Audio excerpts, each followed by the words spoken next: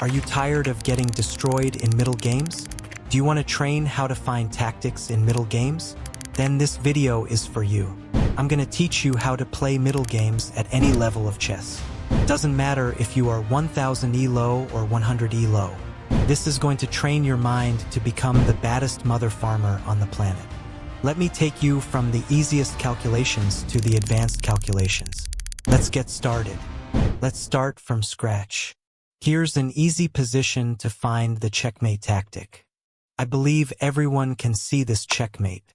Here's a little hard one for beginners, but you might know this if you've been playing a lot of chess. Find the checkmate tactic for white. Black king has only one move and this bishop is looking at this weak pawn. So if we can control this square and defend the bishop at the same time, bishop f7 is going to be checkmate. There's only one move that can do that, and it is knight e5, sacrificing the queen. If they take the queen, this is checkmate.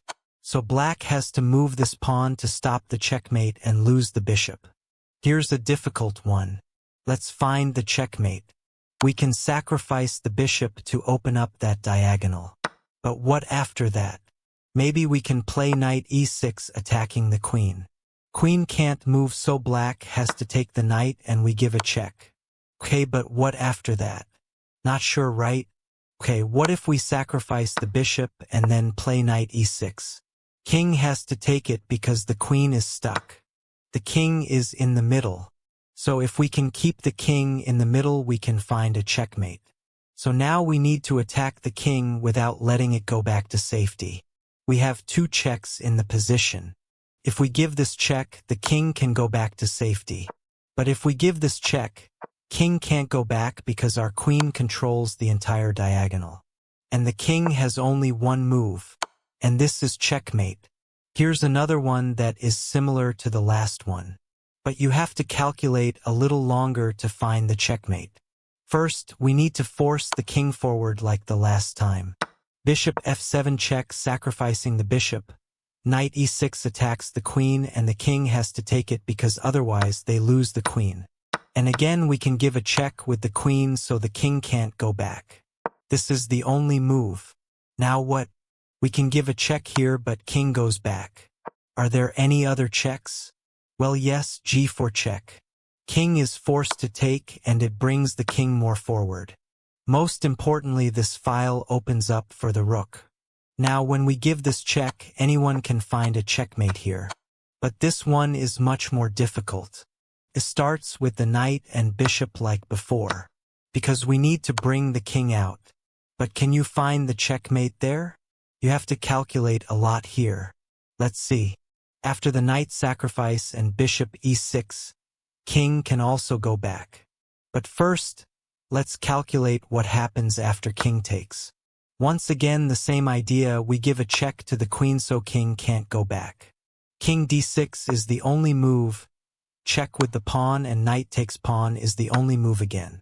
Then we give a double check and once again only one move for the king.